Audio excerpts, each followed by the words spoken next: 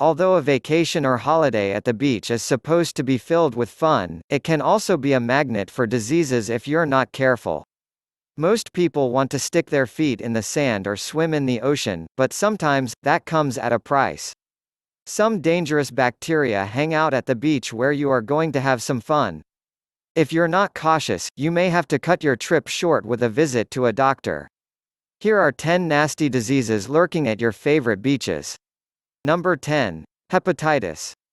Viral hepatitis inflames the liver and usually comes in the form of A, B, or C strains. Cirrhosis of the liver can occur in severe cases, and some patients may ultimately end up with cancer. The strains are most commonly transmitted through fecal matter or blood, but medical waste that is handled in an improper manner may expose surfers and swimmers to hepatitis. If you have infectious forms of hepatitis that are chronic, like hepatitis B and C, you may not have symptoms in the beginning. Symptoms may not occur until the damage affects liver function. Signs and symptoms of acute hepatitis appear quickly. They include fatigue, flu-like symptoms, dark urine, pale stool, abdominal pain, unexplained weight loss, yellow skin and eyes, which may be signs of jaundice according to the World Health Organization. Hepatitis A is rarely linked to recreational water, but the possibility is still there. In 2006, a study conducted by San Diego State University found that 79% of tested water samples contained hepatitis A. Sewage runoff in the San Diego area causes pollution, and vaccination programs are now available for surfers in the region. Number 9. Legionnaires' disease. Legionella bacteria can be found in hot tubs because it grows best in warm water between 35 degrees Celsius (95 degrees Fahrenheit) and 46 degrees Celsius (115 degrees Fahrenheit). At the beach, the best place to contract Legionnaires' disease is in a public shower. In 2007, 7 of 36 beach showers across southern Italy tested positive for the most common strain of the bacteria. In 2005, a study found 32 strains of Legionella in New England's seawater. Although the bacteria were not infectious, this research shows that Legionella finds warm seawater to be a good living environment. Most healthy people exposed to Legionella do not get sick. People at increased risk of getting sick are, people 50 years or older, current or former smokers, people with a chronic lung disease like chronic obstructive pulmonary disease or emphysema, people with weak immune systems or who take drugs that weaken the immune system like after a transplant operation or chemotherapy, people with cancer, people with underlying illnesses such as diabetes, kidney failure, or liver failure. Legionnaires' disease is like pneumonia and causes coughing, fever, and muscle aches that may last for up to 2 weeks. Although most infected patients see their symptoms disappear after a round of antibiotics, approximately 15% of cases are fatal. Number 8. Stomach bugs. We've all experienced stomach bugs at some time in our lives. But did you know that the beach is a good place to find pathogens that lead to stomach bugs? Poop is the main cause of this type of sickness at the beach. Fecal contamination and microbes have been found in samples of sand from beaches. They probably come from nearby sewage treatment plants or heavy storms that have carried human and animal waste from the source. These stomach bugs can cause nausea and cramping, which may even lead to gastroenteritis. Digging in the sand while at the beach has been found to raise the risk of diarrhea. Beach visitors will likely come down with familiar pathogens such as E. coli, salmonella, or norovirus, which is the most common stomach flu found in America. Number 7. Cercarial dermatitis. Cercarial dermatitis is more commonly known as swimmer's itch. Exposure to trematode parasite larvae can cause a patchy skin rash on the infected area. You will normally notice the rash within 48 hours of exposure, and it may stick around for up to 7 days. The condition is caused by tiny parasites that attach and go into the skin, and cause an allergic reaction. A cercaria is a larval stage of a parasite that can swim. The parasites are shed into water from the feces of animals such as ducks, seagulls, geese, and snails. The parasites can live in both fresh water and salt water. The parasites usually infect snails and then work their way to birds, but humans are occasionally infected in the process. The rash can usually be treated with an antihistamine. Corticosteroid cream may also provide some relief. Number 6. Flesh-eating bacteria.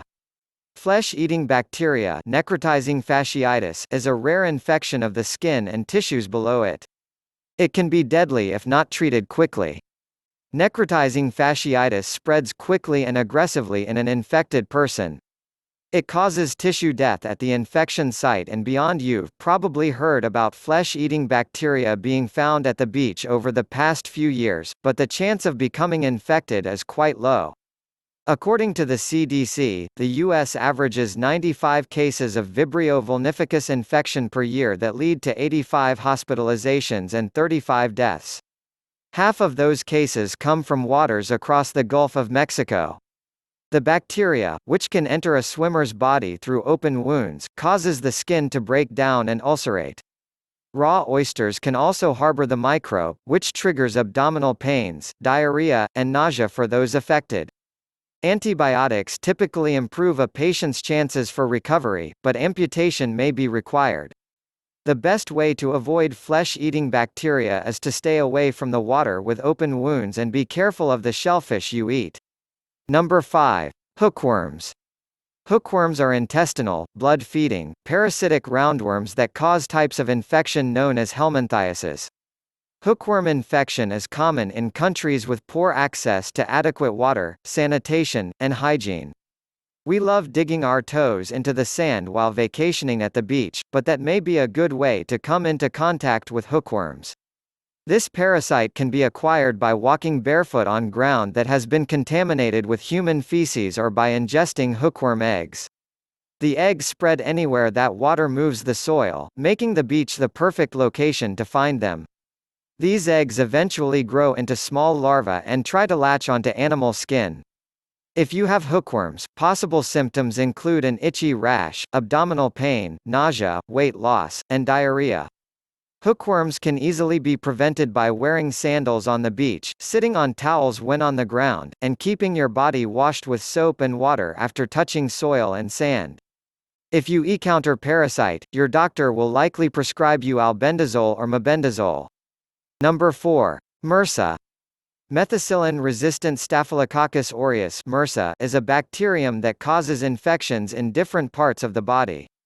It's tougher to treat than most strains of Staphylococcus aureus, or staph, because it's resistant to some commonly used antibiotics. The symptoms of MRSA depend on where you're infected. The warm waters and high human traffic make beaches a breeding ground for methicillin-resistant Staphylococcus aureus, better known as MRSA. A staph infection begins as a tiny bump resembling a pimple, but it can transform into a large abscess. At this point, it grows deep into the body and is a risk to bones and organs. In severe cases, it can turn into pneumonia or other forms of respiratory distress. Minor skin infections are usually treated with antibiotic ointments, but more severe cases require surgery. Swimmers in subtropical ocean waters have about a 37% chance of coming in contact with a form of staph. In 2012, a survey showed that 1.6% of their seawater samples and 2.7% of their sand samples contained MRSA. Staph consumes salt as a key nutrient, which is why it survives in marine water longer than freshwater beaches. Number 3. Brain-eating amoeba. Amoebas are single-celled organisms.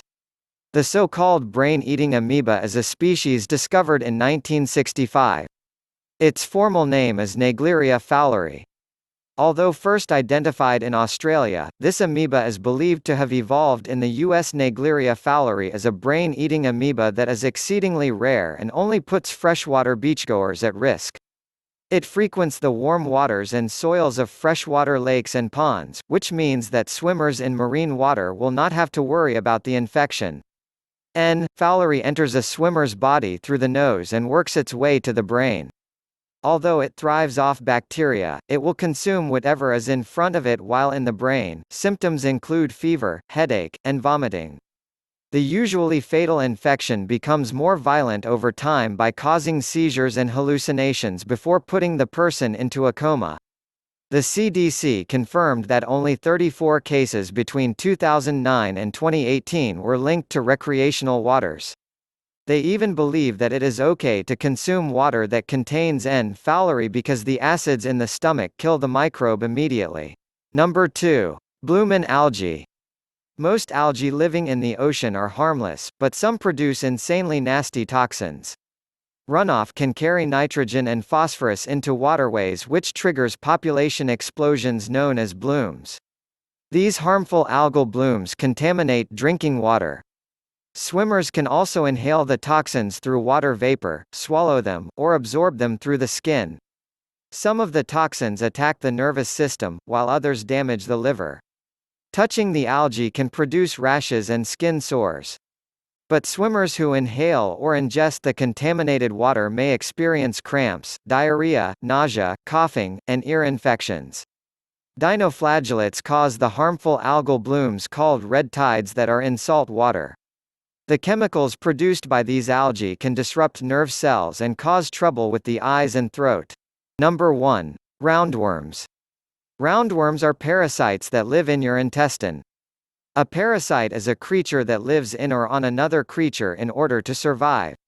They have long round bodies and range in size. Roundworms can live in or on humans, and can cause many problems. Beachgoers also have to watch out for roundworms. These parasites typically live in your dog's intestines and feces. Most humans are infected by accidental ingestion, and children are more often affected than adults. Beachgoers will not know that they are near the parasite, but the right contact with sand could help trigger the infection.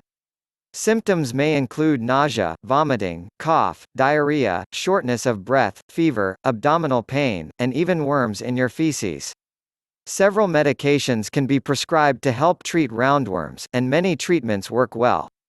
With that being said, here we comes to the end of our video. If you like our video, don't forget to subscribe, so you never miss any video. See you in the next video. Till then, take care. Thanks for watching.